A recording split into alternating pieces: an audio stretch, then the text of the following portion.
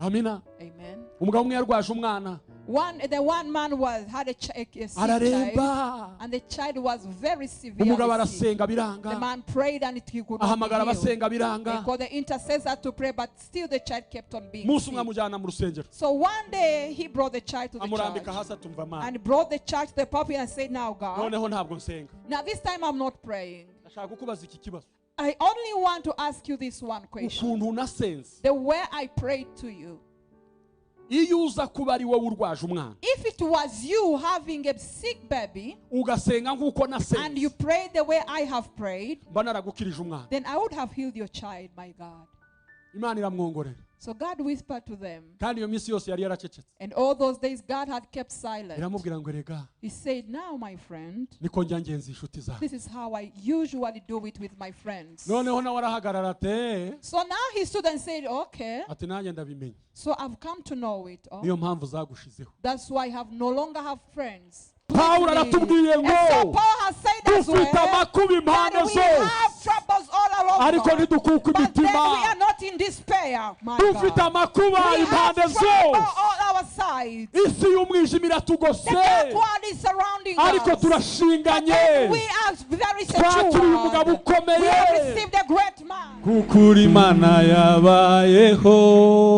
Because you are a God that has been there before. And you will always be there forever.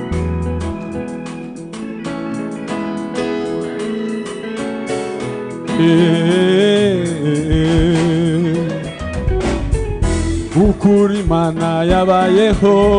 Because you have the God who has been there before. And you always be there forever.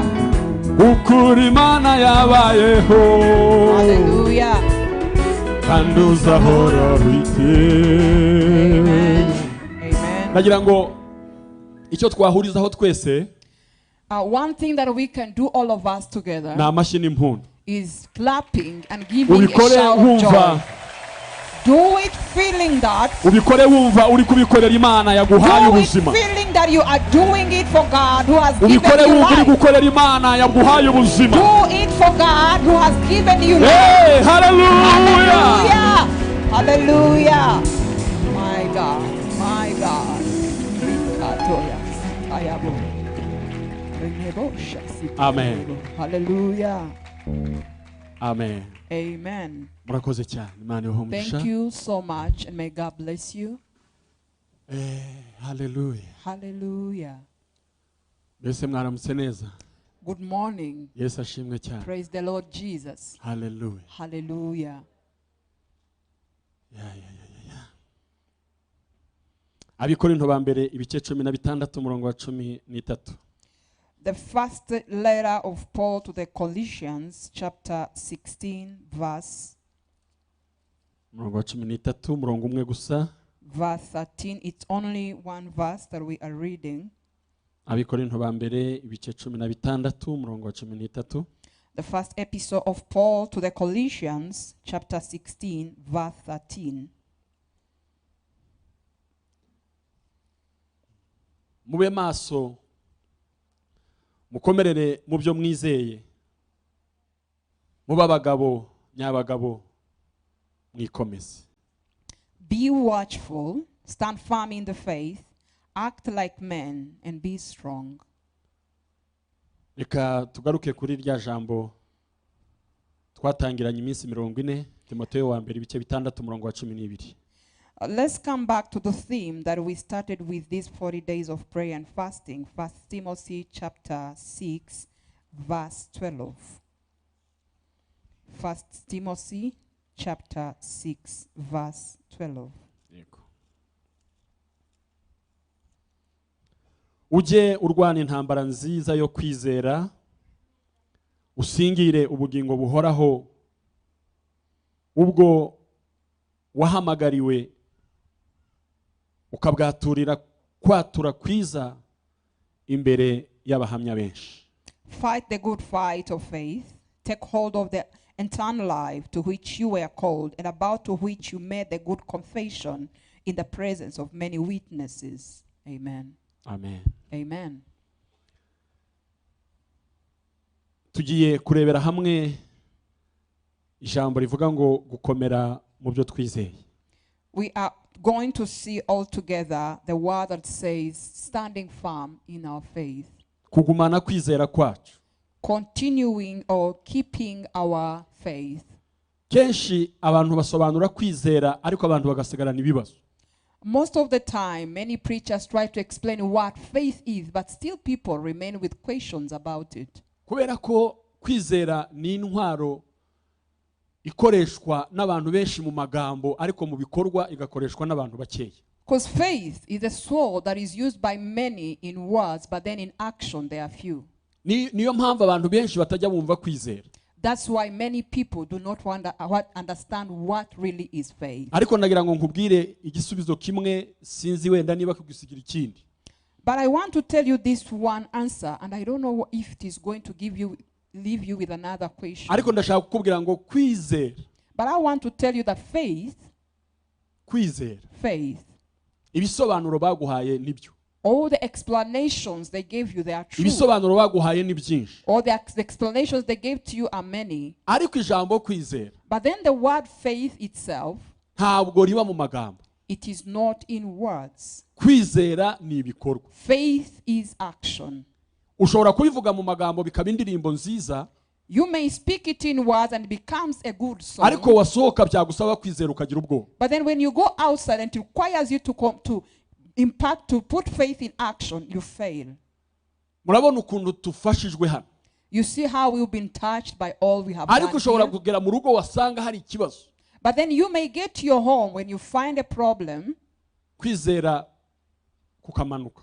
Your faith is weakened. Mu yandi magambo. In other words, kwizera ntabwo kuba mu materaniro. faith is not in the congregation. Kwizera gukunda hari ibibazo. Faith loves where there are problems. Nubona uhuye n'ikibazo. When you see yourself encountering a nibwo uzamenya ko problem, ufite kwizera cyangwa nta kufite. that's when you get to know that I have faith or not. Iyo ikibazo kije, When a problem comes, wowe urahunga. you free. Ariko kwizera kukakubwira ngo But hagarara. then faith tells you stand firm. Hagarara turwane. Stand firm and we fight. Iki ni ikibazo gisanzwe. This is a usual problem.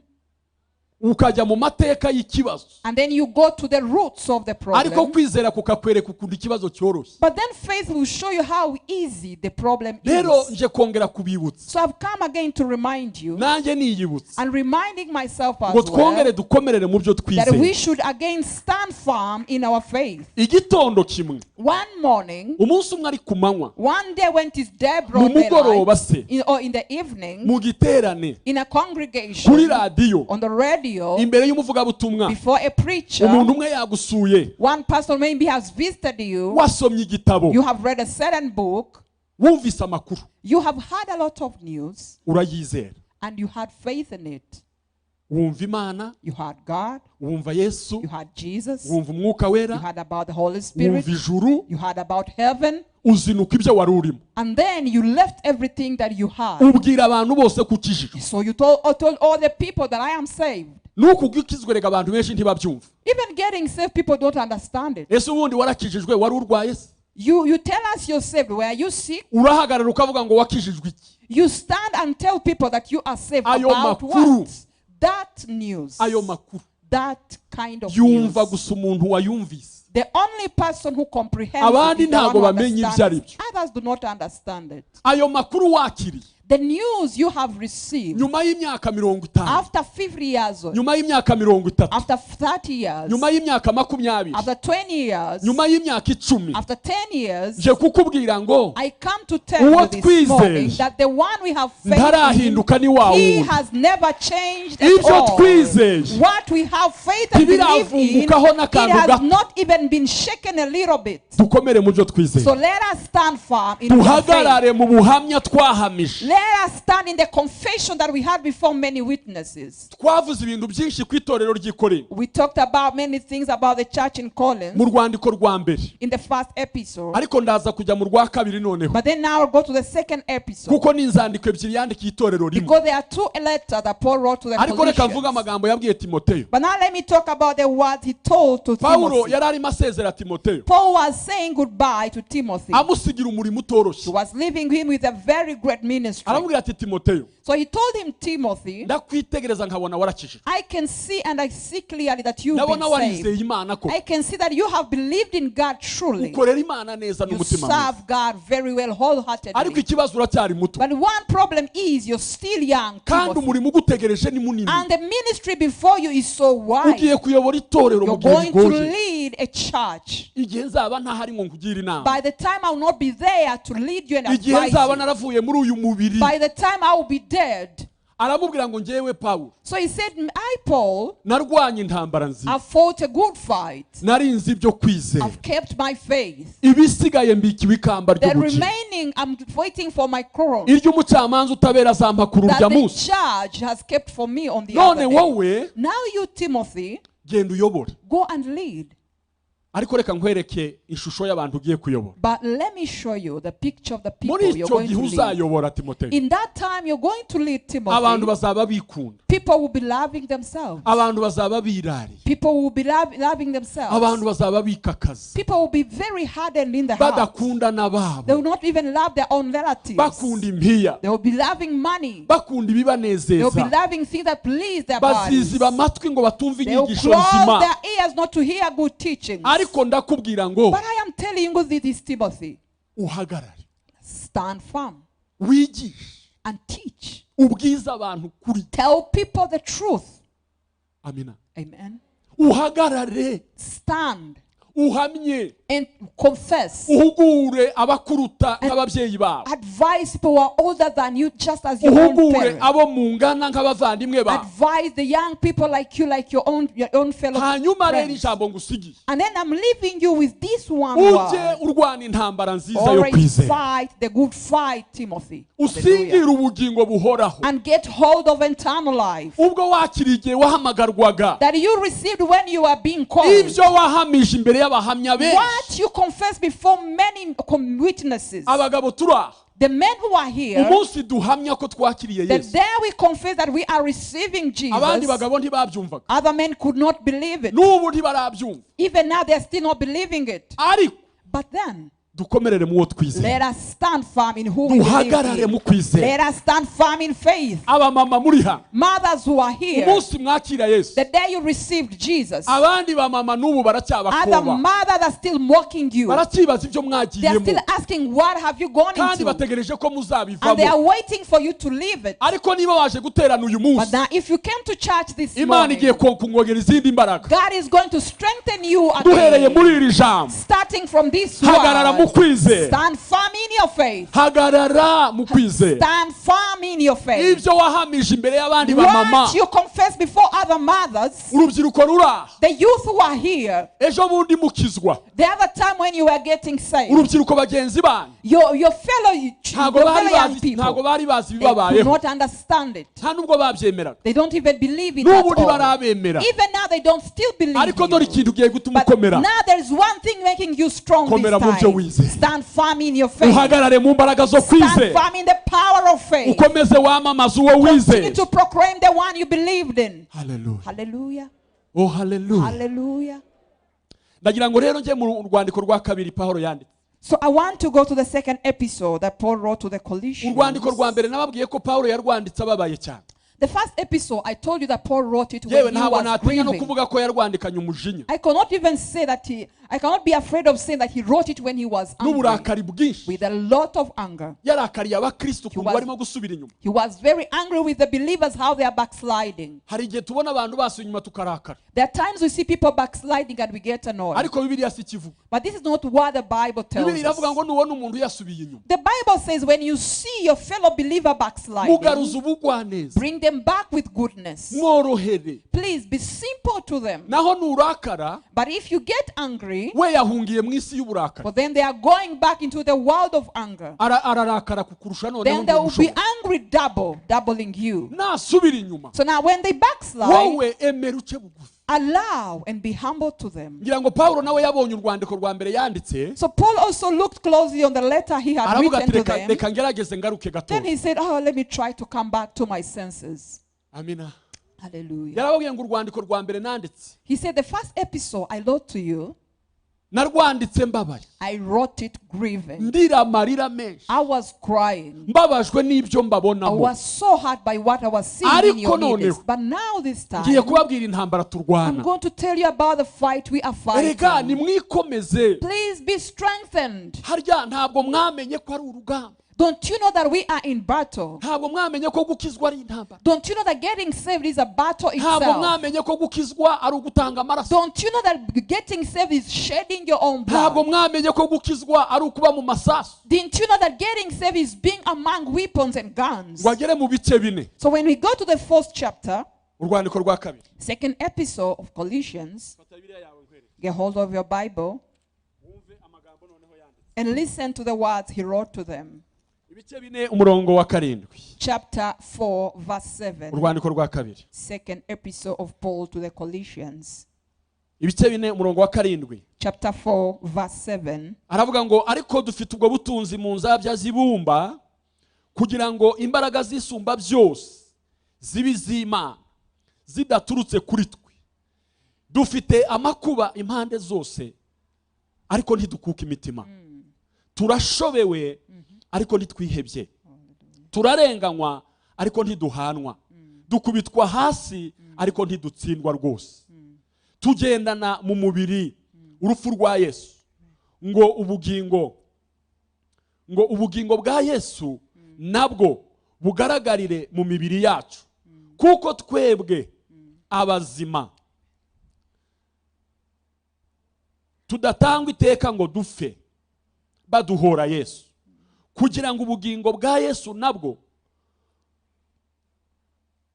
Yesu nabwo bugaragarire mu mibiri yacu izapfa. Nuko rero urupfu nirwo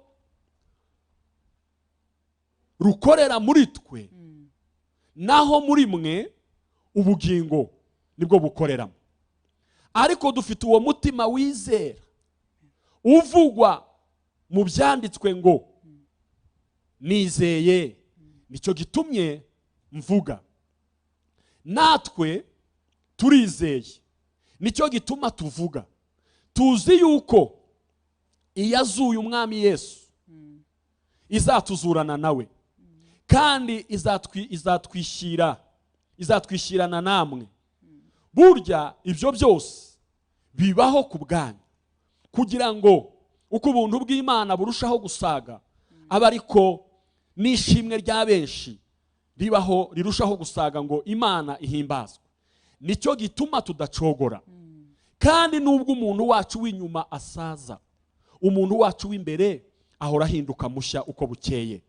Kuko kubabazwa kwacu kw'igihwayihwayi kw'akanya ka none kwiyongeranya kuturemera ubwiza bw'iteka ryose bukomeye. Natwe ntitureba kubiboneka, ahubwo tureba kubitaboneka, kuko ibiboneka ari iby'igihe gito, naho ibitaboneka bikaba iby'iteka ryose. 2 Colossians chapter 4 verse 7 to 18. But we have this treasure in jars of clay, to show that the surpassing power belongs to God and not to us. We are afflicted in every way, but not crushed, perplexed and not driven to despair, persecuted but not forsaken, struck down but not destroyed, always carrying the death of Christ, the death of Jesus, so that the life of Jesus may also be manifested in our bodies. For we who live are always being given over to death for Jesus' sake, so that the life of Jesus also may be manifested in our mortal flesh. So death is at work in us, but life is in you. Since we have the same spirit of faith, according to what was been written, I believe, and so I spoke. We also believe, and we also speak, knowing that he who raised the Lord Jesus will raise us with Jesus and bring us with you into presence. For it is all for your sake, so that as the grace extends to more and more people, it may increase thanksgiving to the glory of God. So we do not lose heart, though our outer self is wasting away, our inner self is being renewed day by day. For this light momentary affliction is preparing us for us an eternal weight of glory beyond all comparison, as we look not on the things that are seen, but on the things that are unseen. For the things that are seen are transient, but the things that are unseen are eternal. Amen. Amen. Hallelujah. Hallelujah. Hallelujah. Uyu mwanya rero munyemerere mbabwira amakuru. Allow me at this moment, and I give you Nshaka kubabwira amakuru. some news. There is the kind of news I want to give out. Ndimo ndagira ngo ngerageze kugenda gahoro.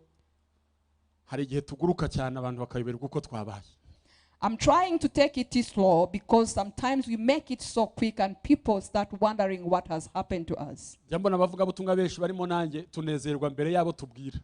I always see many evangelists being pleased before the people we are preaching. Yandi magambo burya materanira barangiye. In other words, then you're completing the service. Uba waje kugira ngo abantu bafashwe. Meaning you came here for people to be touched by the wahagera message. ukaba ari ufashwa mbere. So when you come here, you are touched by the message before the people are touched. None umuntu uhaze yomenya ko hari abandi bashonje. Now, if you're satisfied and full, can you ever see that someone else is hungry? Ndagerageza kugabanya gufashwa ngo mbabwire amakuru kandi murayaza ariko ndashaka kongera kuyasubiramo. So I'm trying to control myself not to be touched more than you, that you may try to understand this Abakristo message. turaha rero. The believers who are here, Ndashaka kongera kuvuga ku makuru y'intambara turwana. I want to tell you about the news of the battle that we are fighting. Hari iyi ntambara ni iyi. What kind of battle are we fighting? Dufite igihugu kirimo amahoro ku isi ni icyambere abantu bagenda ninjoro bakagenda bakageza mu gitondo. Our nation is one of the first countries that has security, whereby people walk day and night no problem. Abagenda n'amaguru ugenda mu modoka wenyine ufite igikamyo uragenda nta kibazo. Whether you walk by foot or you drive your car, you're rolling, there is no problem, there is security. Ariko twinjira mu rusengero ngo dufite intambara. But when we come to church, then we say we have battles. Izi ntambara ni What kind of battles are these? nizo nshaka gusobanura. This is what I want to explain Kugira ngo this mwongere morning, muzumve neza. that you may again understand Umenye them, icyo urwana nacyo. understand what you're fighting. Amen. Amen. Umenye uhanganye ni. And get to know who are you fighting. Umenye ibintu byaguteye nawe utazi ibyo ari. Get to know what has attacked you, which you yourself do not Ibintu understand. bikugendaho biragushakaho. What is following you? What do they want from you? Ndashaka kubabwira amakuru y'isi eshatu. I want to tell you about three kind of worlds. Isi eshatu. Three worlds. Ndahera ku ya mbere ariyo yiyi dutuye. I will start by this which we live in. Iyi y'imisozi, imigezi, ibiti n'amabuye. This one where we see mountains, hills and valleys and stones. Iyi twubakaho, iyi dutuyeho.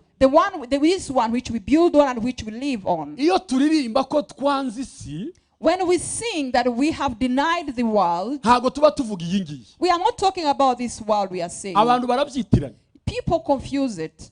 Hari umuririmbyi wavuze ngo duhanganye n'isi n'umubiri na Satani.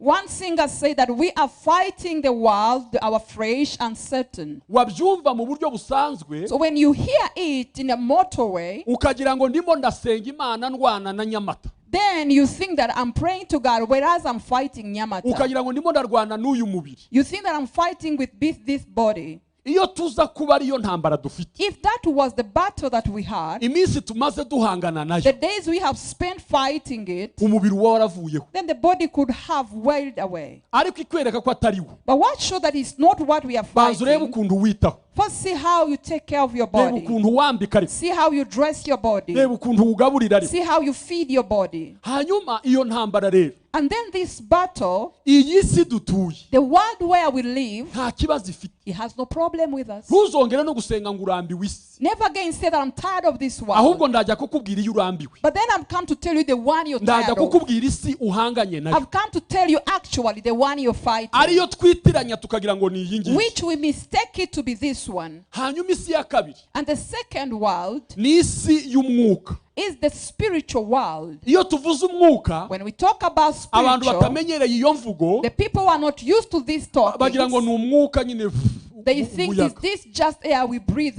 Or Ariko wind. noneho kugira ngo byumvikane neza, But then for it to be understood well, ni isi y'umucyo. it is the world of light. Hakaza isi ya gatatu, And the third world, ariyo si y'umwijima. which is the world of the world of Isi darkness. y'umwijima The world of darkness iyoborwa na Satani n'abadayimoni. is led by Satan and his demons. Bigometse ku Mana. They had just rejected mu God. byahishuwe bakavuga ngo isi ibonye ishyano. And then in Revelation they say, woe to the world. Ibonye ishyano ni iyihe? What is woe? Who Ni is iyi woe? ngiyi dutuye, Is the one that we are living kuko in. hinjiyemo indi si Because there y'umwijima is another dark world coming into igiye it guteza akavuyo. that is going to cause confusion. Ijuru ngo ribone So when heaven saw iyi it, si yacu dutuye, that this world we are living Satani on, arimo the kuyigarurira, devil is coming up to capture it. yohereza indi si Then he sent another one, ariyo Yesu yaje of guhagararira, which Jesus came to stand for, ariyo si y'umwuka and we. which is the spiritual world of the Yesu living warangiza God. imirimo ye So when Jesus completed his abisigira ministry, umwuka he we, left it for the Holy Spirit arababwira ngo and ndagiye, said, I'm going, ngo ariko simbasiga but I'm mwenyine, not leaving you alone. nzaboherereza I will umufasha. send you a helper. Yohana 17, John chapter 17. Yesu arasenga Jesus prayed. aravuga ngo sinsaba He kubakura mu said, I isi, don't ask you to take them out of ari the ahubwo world, ubarindire muri but iyi si, protect them from this world. ubarindire umubi And muri iyi protect si. them, the enemy from this world. Reka rero nkubwire imikorere Now, y'izi si let me zo. tell you about the workings of these three Narangije worlds. kukubwira ko iyi ngiyi nta kibazo, I've told you that this one you have no problem with it. hariya Understood? utuye nta kibazo hafite, Here where you live, they'll have no problem. inzu yawe nta badayimoni babamo, Your house has no demons in it. nta n'abamarayika babamo, There are even no angels as ariko well. biterwa n'amahitamo yawe. But then it depends on your choices. Nuhitamo If abadayimoni you choose bazaza, the demons, they'll come quickly. nuhitamo abamarayika If you bazaza, choose the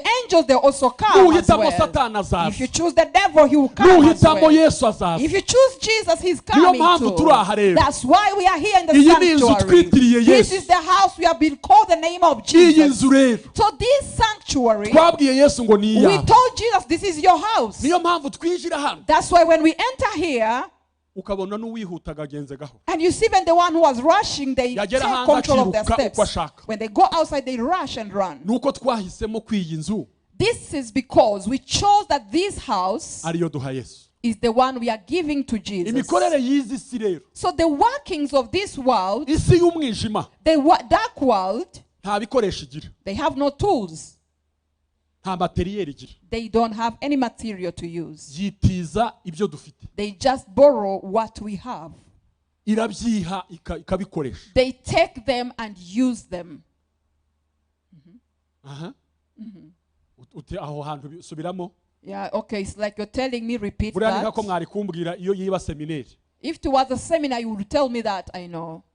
Harya amateraniro yo ninde watubujije kujya tubaza? Then, let me ask this. Who stopped us from asking in the service? Umukristo agataha avuga ati akantu yaravuze aragasize none ndatashye. A believer goes home saying that thing, I still had a question on it, but now I'm going home without any answer. Satani n'ingabo ze The devil and all his companions, nta bikoresho bagira, they have no material and tools to use. ariko baratwitiza. But then they borrow us. Iyo bakomanzi wanjye When they come, they knock on my door bagasanga ndarangaye Yesu ntarimo, and they find Jesus is not there. I'm just there standing. umva bahamagara na bose. So they call upon each other. Ngira ngo murabyibuka muri Matayo sinibutse igice neza, I remember in Matthew aho umwanditsi yavuze ngo where the writer was saying, ngo umuntu ngo abadayimoni bashobora kumuvamo, they say when demons get out of a person, ngo dayimoni yamuvuyemo, when the demon go out ngo akagaruka agasanga ya nzu ngo igikubuye, and they come back, they found the house still mu clean. yandi magambo agasanga nta kintu kirimo, In other words, they are empty. ngo aragenda agahamagara abandi badayimoni bamurusha They go ubukana and barindwi, call other wicked demons more than him. ngo bakaza bose bakajya muri ya They nzu. all come and go into the house. Izi ntambara rero turwana, So these battles that we are izi fighting, ntambara abakristo barwana, these battles the believers fight, ni igihe Satani yakwitije. is the time when the devil has borrowed you. Satani yakwitiza ubwenge The bwawe, devil can borrow your wisdom. yabukoresha abantu bakayoberwa uko So wabaye. when he uses it, people be dismayed Satani about you. yakwitiza amaso yawe, But the devil can borrow your eyes. ukajya ubona ibyo abandi And batabona, you see what other people don't see. ikitiza amatwi yawe, He may borrow your ears. bavuga ibyiza ukumva nabi, When you talk about good, you hear bad. ikitiza amaboko yawe, He may borrow your hands. uvuze wese ugakubita, Whoever speaks, you slap. ikitiza amaguru He yawe, may borrow your legs as ugahora well. ugenda mu bintu bitari You muri gahunda. walk in nonsense things. Ariko umva noneho ukuntu turwana iyi But now ntambara. listen how we fight this Iyo tuvuga battle. gukizwa, When we say being iyo saved, tuvuga gukorera Imana, when we say serving God, tuba dushaka kwiyambura iyi si we y'umwijima, want to take ourselves away from the tuba dark twumva world. twasohoka kwa We Satani. want to get out of the devil's house. Yesu n'ingabo ze nabo Jesus and his baradutegereje armies, hariya. they are waiting for us. Reka nongereho n'iki kintu, Now let me add on this. nabo nta bikoresho They bagira, also have no tools. iracyari isi y'umwuka It is tu. still the spiritual world. Gusa ba Yohana barabibonye mu ijuru, But John saw it in heaven, abona isi, and he saw that arongera world. haravuga ngo ni isi nshya, He said it is a new world ibyo gukiranuka kuzabamo. whereby the righteous will dwell. Abona imihanda yaho, He saw the roads there. abona ngo ni umujyi He saw that it is a very good utagombera city. amashanyarazi, A city that doesn't need electricity. ngo Yesu wenyine niwe mucyo uhamurikira. Jesus only is the light for that city. Yaba Yesu n'abamarayika Whether Jesus and the nabo nta angels, bikoresho they also bagendana, have no material and tools. biteguye gukorana They nawe. are ready to work with Iyo you. watuje akanwa So when kawe you confess with your ukavuga ngo mouth Yesu and say, ndakwakiriye, Jesus, I receive uhinduka you, igikoresho cye. listen, what you become his Pawulo aravuga material. ngo So Paul was saying umuntu that niyiyeza if you cleanse yourself akitandukanya and n'ibidatunga, separate yourself from azaba uncleanness, abaye then igikoresho you be a kizima very good vessel, cyera gifitiye nyiracyo umumaro, worthy and cleansed for its owner, gikoreshwa imirimo myiza that is yose. going to be used for works of Oh honor. hallelujah. Hallelujah. Ndagira ngo uyu munsi wongere umenye aya makuru. So I would like you again to know this news. Ushobora kuba mu isi y'umwijima wicaye hano, You may be in the dark world. We're sitting here. ntukange ngo ni mu rusengero. Do not be dismayed that is in the church. Nabo ntibatinya urusengero, They don't also fear the church. batinya gusa umutima urimo Yesu, They only fear a heart full of Jesus. batinya umuntu ufite Yesu. They fear a person who has Jesus. Umugabo umwe yigeze kubaka inzu ye One man built his house y'ibyumba 7, of 7 rooms. arangije aravuga ngo reka atange icyumba cy'amasengesho. Then after he said, I'll give one room for prayer, Yesu araza akijyamo. Jesus came and dwelled in it. Satani nijoro ngo aze When the devil came at night, afata ibyumba 6 byose he n'icyo took yarayemo, all the 6 rooms and even the one he slept barara in. barwana ijoro They ryose. fought the whole night. Umugabo ajya gukomangira Yesu ati, So the man went and knocked to Jesus' door. wanjye nshuti, So what happened to you, Jesus? wowe nazanye mu nzu ngo I ndwanirire, brought you in my house to fight for me. none umvuyemo. Now you didn't. Yesu ati wampaye icyumba kimwe. Jesus said, you gave me only one room, my friend.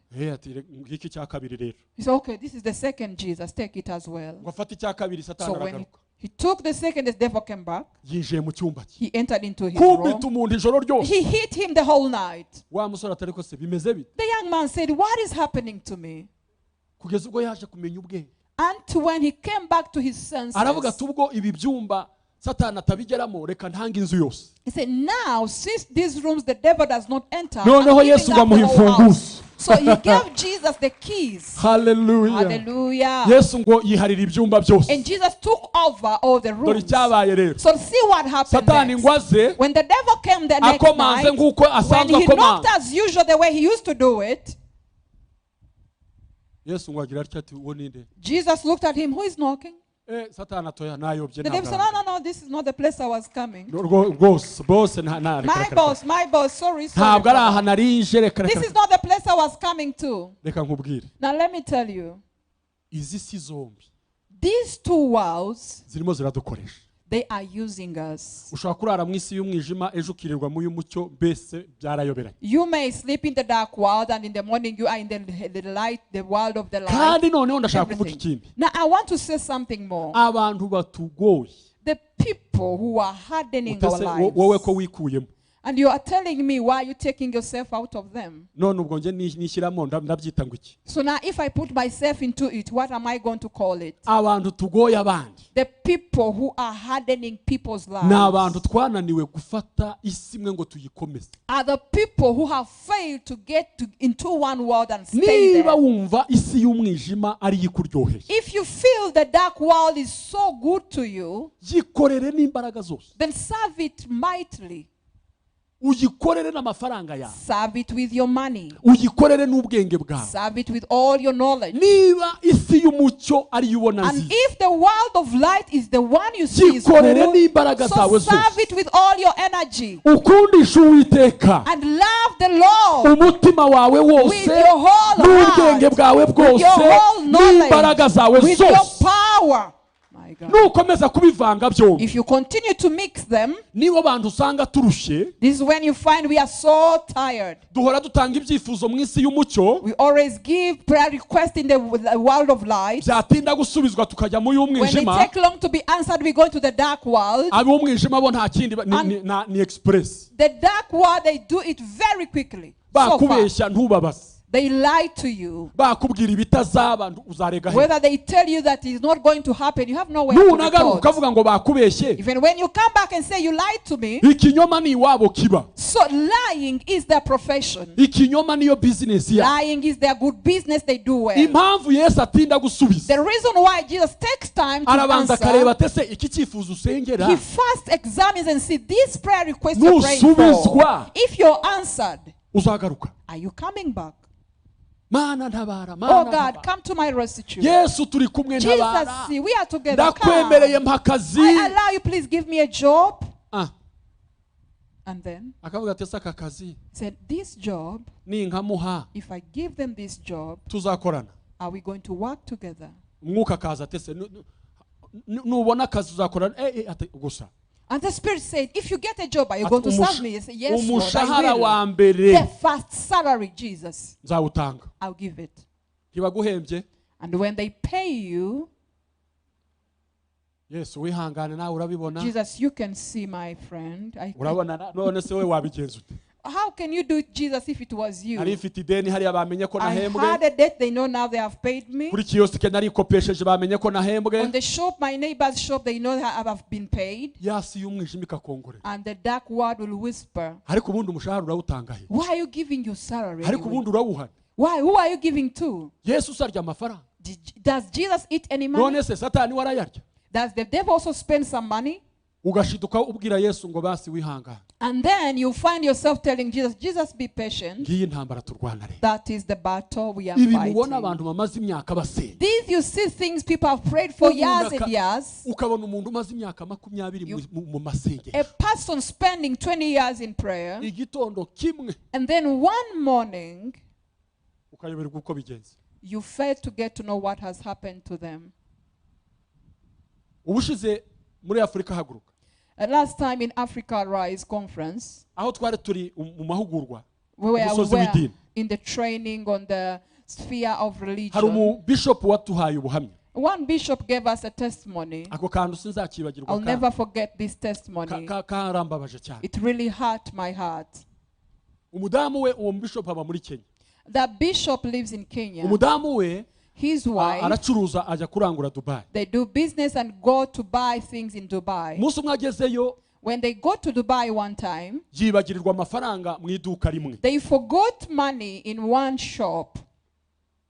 agiye kwishyura arayabura When they were going to pay, they couldn't find the money. arashakisha arayabura She searched herself, she could not find the aravuga ati money. reka nsubiraho nabanje birashoboka ko He said, nakibagiwe let me go back to the shop I bought things. Maybe I left it there. ageze aho yabanje So when they go to the first shop, asanga aho yakarambitse niho kari you find that where they had put their money purse, it is still there. abwira ba nyiri iduka ati Imana ibahe umugisha They ati say the owners of the shop, thank you, may God bless you for keeping my money Ati, "Ese ni purse." iki?" He said, what happened? ati nasize akakapu hano none He said, ndakahasanga I left this here, but then I found it again. uzi ikintu cyambabaje bamubwiye You know what what hurt me? They ngo answered to baramubwiye him. ngo erega hano nta bakristo bahaba He said, here we have no Christians.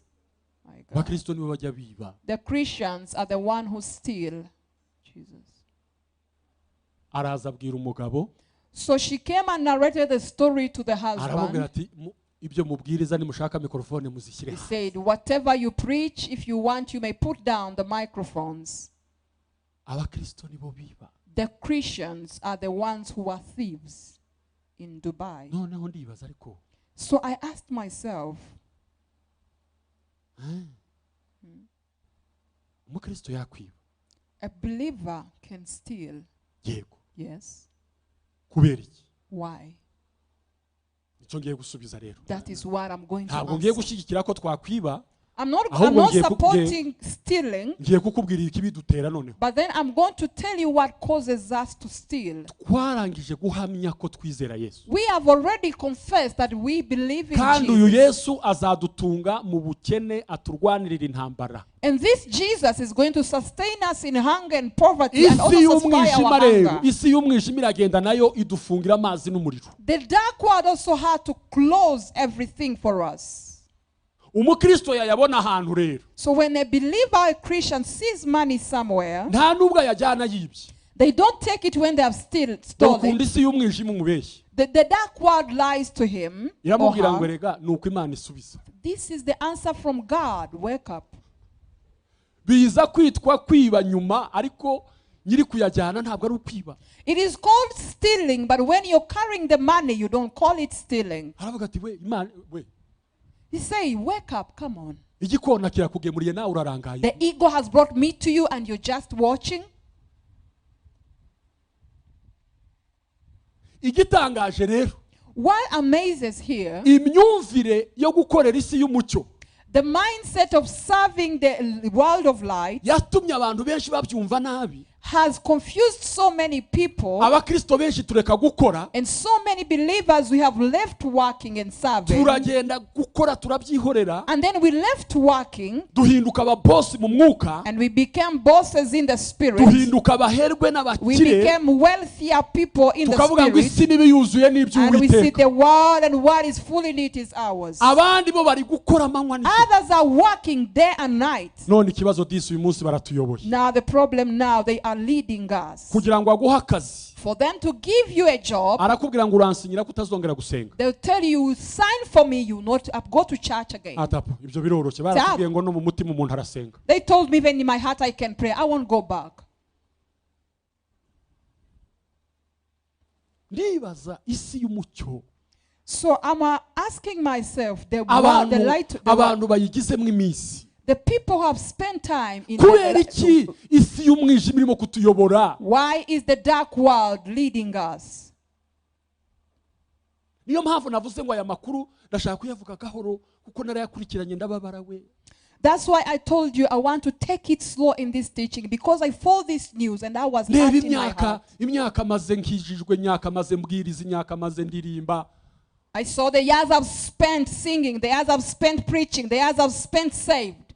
Ubu ngo abadayimoni baracyansura koko. Really, are the demons still visiting me? Eh? Really? Mu mutwe bakaza neza neza bakije. They Kuko ntabwo come babaje. in my mind and get into there and Bugacya mu capture it. gitondo And then one morning, mu rugo bajya basigara bikozaho bagasanga nagiye mu yindi si. when they come to me in the morning, they find me in another world. Waramutse ati ntundeba se. Good morning, don't you see me anyway? Ariko muba mubaza iki? Why are you asking too much? Kusa n'urwaye ati uri umuganga se. You're like as if you look sick. Are you a doctor? Abahanga rero bazi kureba isi y'umwijima. So the wise who know how to see the dark world, Abanyarwanda bo bayiciye umugani baravuga ngo ibize nabi uyimifu. the Rwandans gave this proverb and said, the one which comes up, Ntuzajya don't give ubyuka it mu your gitondo floor. ukabona yabize uko idasanzwe ibira. When you see it coming up in a different way, Ujye wigirayo. don't give it your floor, your flower. Nukomeza kuyegera murajyana mwembi. If you continue to come closer to it, you're going together. Ndongera kukangurira abakristo So I would like again to talk to the believers gukomera mu byo twizeye. to stand firm in your faith. Gukomera mu byo twakira. Stand firm in what we chose to Isi be. y'umwijima The iracyagukeneye. dark world still needs you. Umunsi uyikika The yarababaye. day you escaped it, it was Yari hard. itakaje amaboko y'umuntu witwa wowe. Your hands were from it. Yari itakaje imbaraga. It lost its energy from N'uyu you. munsi iracyakomanga. Even now it is still knocking. Birebe ko wagaruka. It's to see if you can come back to Abenshi it. barimo gusubirayo. Many of us are going back Abandi there. babivuyemo. And some of us have already Abakozi gone out b'Imana of it. babiretse. Servants of God have left their Abaririmbyi serving. bakomeye The babivuyemo. great singers are leaving their Abahanuzi singing. babitaye. The great prophets are leaving Ariko their reka twongere tujye prophesying. inama. But where are you? And we come to counsel. Dukomerere mu byo Let us twizeye. stand firm in our faith. Twambara imbaraga Let us ziyaduhamagaye. be strengthened for the one who called us. Iduhamagara niyo The one who kwizerwa. called us is faithful. No My kubikora God. izabikora. And even doing it, he will do it. Oh hallelujah. Hallelujah.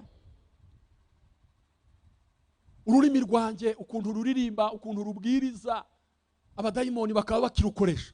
The way my tongue preaches, the way it sings, and the demons are still at work with it. My God. Umuntu yambaza ngo urihe nkugezeho nkiri Nyamata. When someone asks me, where are you, my friend? I say, I'm coming, I'm soon there, yet I'm still in Nyamata. Duhure ryari saa 3 zuzuye nkaza saa 4. When should we meet? You say at 9 a.m. sharp I will be there, and you come at 10 a.m. What is that? Isi y'umwijima rero isa naho yamenye ko dutinya ibyaha byitwa binini. So the dark world has come to understand that we are scared of the bigger sins, we may call them. Nagaragaje kubireba nsanga byibura ni 5 gusa. I try to see them, and they are like about 5. Ubusambanyi, Fornication, ubujura, stealing, kwica, killing, kwiba, stealing, no kuroga, and even sorcerer and bewitching. Ibi ngibi abantu bagize imyaka mu gakiza. These, the people who have spent years in salvation, nta makuru yabyo bafite. they have no news about it. Ariko noneho But now, ubundi mucanga w'utwaha duto, another son of the smaller sins, as we may call them.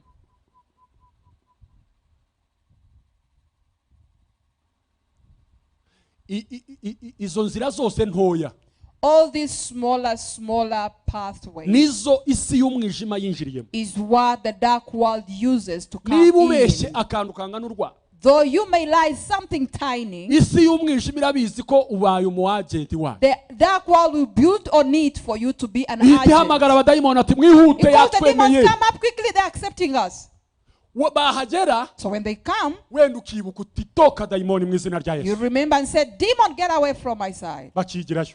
They'll go aside. Batariko ntimujye kure mu kanya aragaruka. But then the commander will say, don't go far. In the moment they are coming back. Duhagarare mu byo Let twizeye, us stand twikomeze, firm duhagarare in mu our mbaraga. faith. Let us stand firm in our faith. Muri si huzuye umuruhona The world is full of confusion. Icyo nkeneye cyose Or anything that I need, sinterako I don't get it immediately. ariko ku munsi But on the big mukuru day, ubwo when nzabona I see my Savior, I'm hoping that kuza boni ngorora my rewards, hallelujah, ibyiza mbona the good things ni that I see in the world rumwa is to believe in Jesus. no guhora gendera In His ways, muziraye upright, hallelujah. nawe And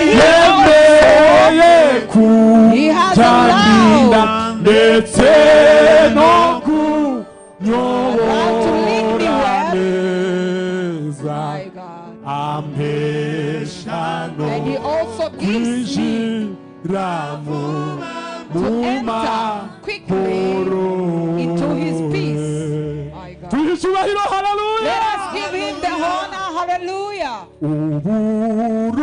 Urugendo The only journey that I have today is to go in heaven. My God. umukiza My Savior is niyari naje And so I must be there. kujya kandi umunsi And the day nzaba I'll be there. nzamuhimba I'll praise Him with a lot of thanksgiving and joy.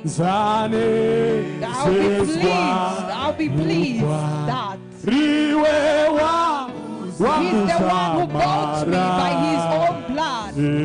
uwo mwami tumuha icyubahiro. Let us give Him a mighty hand clap. tumukomera amashyi uwo Let us give Him a mwami. mighty hand clap. Haleluya. Hallelujah. isi y'umwijima iracyadusura disi. The dark world is still frequently visiting us. Ushobora kurangiza 40 ikagusura. You may finish the 40 days and they visit you. Reka tujye kureba ibyo akuye mu minsi 40. Let us see what they have come up from the 40 days with. Hagira ukubaza atese 40 mwarafashije. And they ask you, were you touched during the 40 days of prayer? Atirekata uretse kutwikisha inzara. Only killing us with hunger, that's what we saw. Bakaba baragusuye rero. And now they have visited you already. Nyumvira uriya ngo avuye muri 40. Now hear him or her that they are finishing the 40 Niyo days. mpamvu uzasanga. And that's why you find dukoresha imbaraga nyinshi that we use a lot of energy zikicwa n'akantu gato. and then it is brought down by just tiny things. Paulo abwira itorero ati mube maso. So Paul told the church to be watchful. Rinda ururimi rwawe. Keep your tongue. Urinda amatwi yawe. Keep your ears. Urinda amaso yawe. And keep your eyes. Ntabwo ibintu byose birebwa. Everything is not looked at. Hagarara ku byo wizeye. Stand firm in your faith. Amina. Amen. Umugabo umwe yarwaje umwana.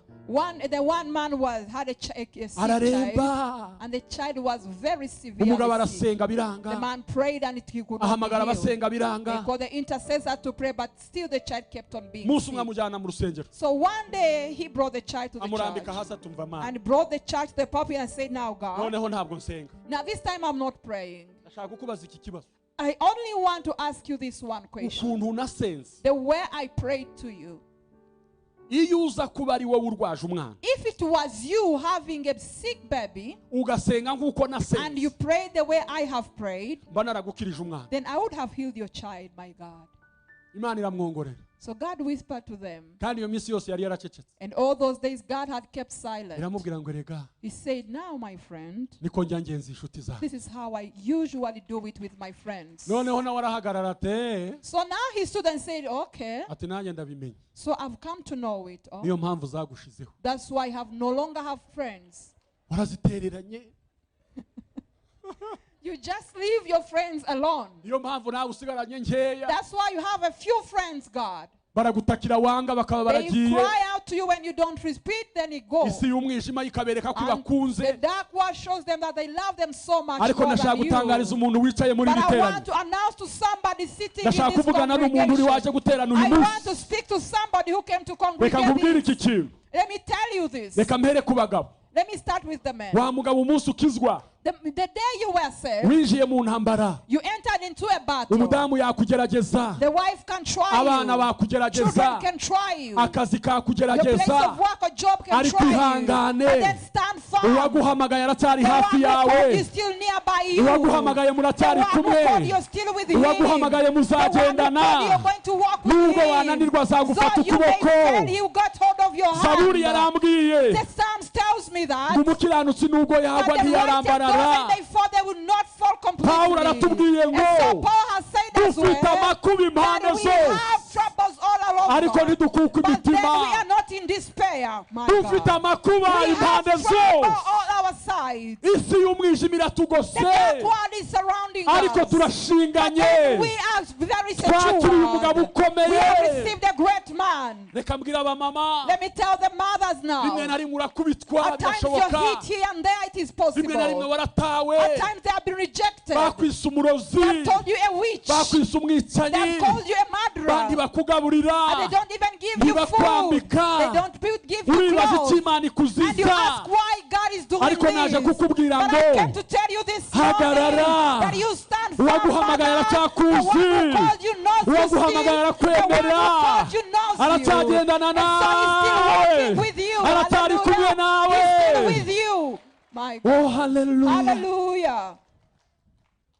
wicika intege. Do not be discouraged. turi hafi kurangiza. We are about to complete the journey. Pawulo aravuga ngo twe ntitureba And kubiboneka. Paul saw it, we are not looking at turareba the ku unseen. bitaboneka. We are looking at the kuko unseen. ibiboneka ni iby'akanya Because the gato. unseen is just for short ibitaboneka ni moments. iby'iteka What is ryose. unseen is for eternal life. dukubitwa hasi ariko We are hit, ntidutsindwa. but they are not defeated.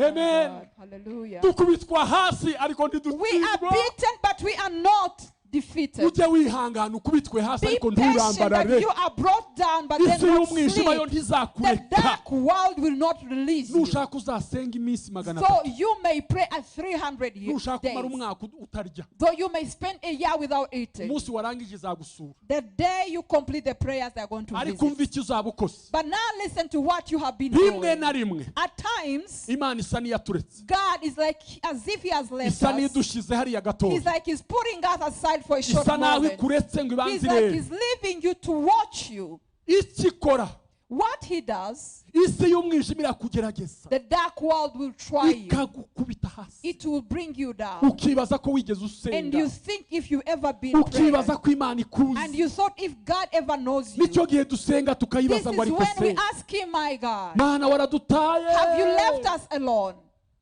igaceceka. And He keeps silent. ukajya kubaza abasenga. And you go to ask the prayer warriors. bakurangiye bati Muhire arebaho. They told her, for the Pastor Muhire, he will do it nkabona immediately. uraje. I see you coming to me. ngo nsengere. He said, pray for me, Pastor. You bow down ngasenga your head. nkavuga mu ndimi. I pray, I speak in tongues. nageze hagati ko atavuga. When I get in the middle of it, I say, he's not Ni speaking. Imana shobuja yaracecetse ni njyewe ugiye Now, kuvuga. I say, God, your master has kept silent. What about me? I also keep ntibukatuma quiet. abahanuzi bavuga amarangamutima. Let not the prophets speak out their emotions. niba wasenze igaceceka Though you tegereza have prayed igitondo and kimwe kept izavuga. silent, one morning, Hey, he will speak out. hallelujah. Hallelujah. niba Hallelujah. icecetse Though he's silent, nawe ceceka. keep silent as ubibwire ngo well. And ndagutegereje. tell him, I'm waiting on you, my ijoro God. rimwe izavuga. One night he's going to speak. isaha imwe uzumva ivuze. 1 hour he's going to kandi speak. nivuga And when he speaks this time, amarira yose all azashira. your tears will be wiped nivuga away. When he speaks this time, uzakomera. you'll be strengthened this time. Hallelujah. jina la Bwana libarikiwe. Hallelujah. Let the name of God be glorified. Yeah. Hallelujah. Mana yanjye. Amen. yobu yaramucecekanye.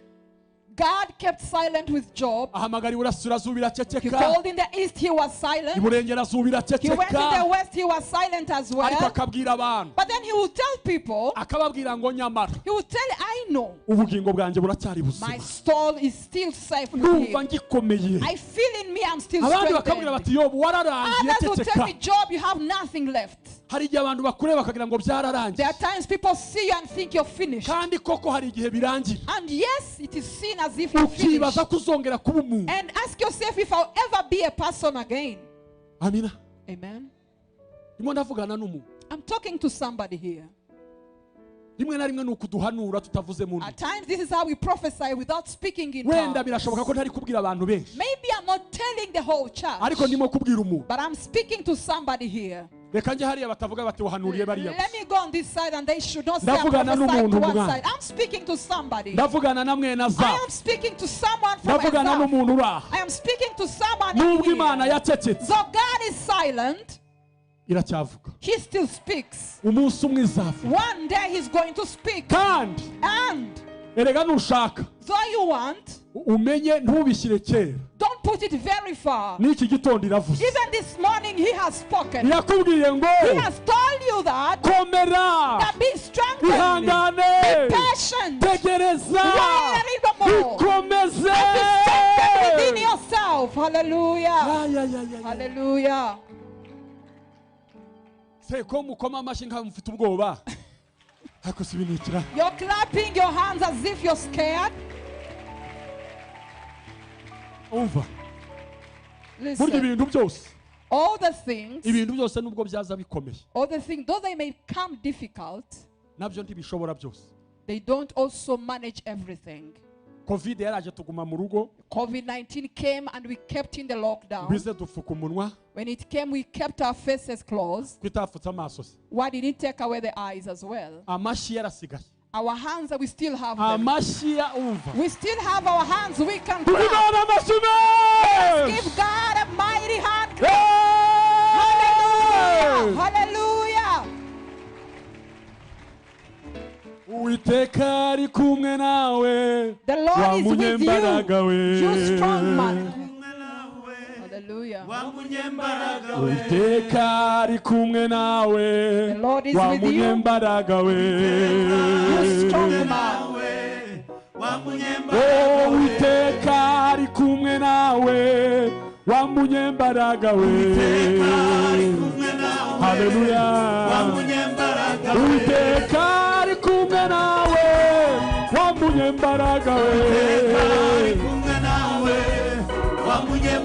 Uwiteka ari kumwe nawe, wa munyembaraga we. Witinya genda uko zawe zingana. Witinya genda uko mbaraga zawe zingana.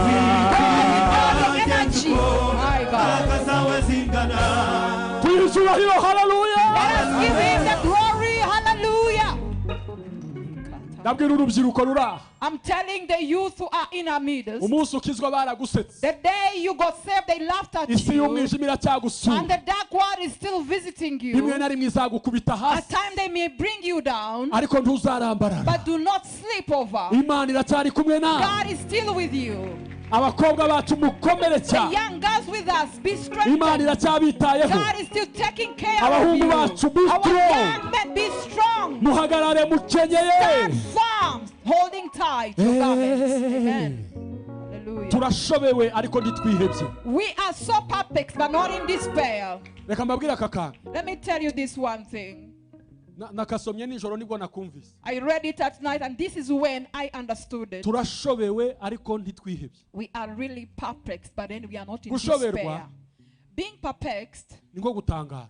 is like you are amazed. Urabyuka mu gitondo ugatangara ukundi isi y'umwijima You ikwangirije. wake up in the morning and you are amazed of how the dark world has Ushobora just kubyuka destroyed ugasanga your life. yakwangirije umwana. You may find it has destroyed your Urabyuka child. ugasanga yakwangirije imodoka. You may wake up it has destroyed up your Ushobora car. gusubira ugasanga yangije You may inzu. wake up it has destroyed your house. Umukozi wasize ugasanga The yabizinze byose housemaid, they yagiye. have packed up their bags and gone home. Nubwo dutangaye Though we are perplexed, ariko ntitwihebye. but we are not in despair. Turacyafite ibyiringiro. We still have hope. Kuko uwo twizeye Because the one we believed in, azatwishyura. he will pay us. Reka dusenge Imana. Let us pray to our God. Mana mu izina rya Yesu My Kristo. God, in the name of Jesus, Imana y'imbaraga nyinshi. the God of power. Twarakwizeye. My God, we have believed in you. Umucyo wawe twarawubonye. We have seen your light. Waratumurikiye turabibona. My God, you lighted our lives and we saw Imyaka it. tumaze twarakubonye. The years we spent with you, we have seen Na you. cya gihe waratabaye. And even the other time you came to our Cya gihe mu rescue. bitaro warahagobotse. In the hospital you came to our Cya gihe mu rescue. madeni In the warahagobotse. deaths you came to our rescue. Cya gihe mu magambo In the warayacecekesheje. gossip, a lot of gossip, you came to Cya our gihe rescue. waraturwanirije. In the day you fought for us. N'ubu uracyari kumwe And natwe. even now you're still with us, my Uzakomeza God. And kuturwanirira you continue to fight for kuzageza us turangije. until when we complete this Kuva journey. twagenda n'urupfu rwa Yesu mu Until mibiri when we yacu. shall see, we walk with the death of Ntitureba Jesus. kubiboneka. We don't see on what is seen, Turareba ku but we bitaboneka. see on what is Kuko unseen. ibiboneka Because what is seen ni iby'akanya is gato. for a very short Ibi ni moment. iby'akanya gato. It is for a short moment. Ariko dutegereje kurangiza But uru we rugendo. are waiting to complete this Dutegereje journey. kuzasoza. We are waiting to complete. Twongeye kuguha indimi zacu. And again, we give you our Tuguhaye time. amaso We yacu. give you our eyes. Tuguhaye ingingo We zacu. surrender all our Tuguhaye body ubwenge parts. bwacu. We surrender our Tuguhaye wisdom. imitima yacu. We surrender Ngo our wongere hearts. uyikoreshe. That you may use them again.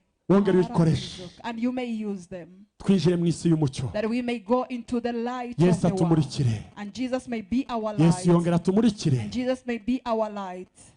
Ugize neza kutwemereye. You did well for Mu izina accepting rya us. Yesu Kristo. In the name of Jesus. Amen. Amen.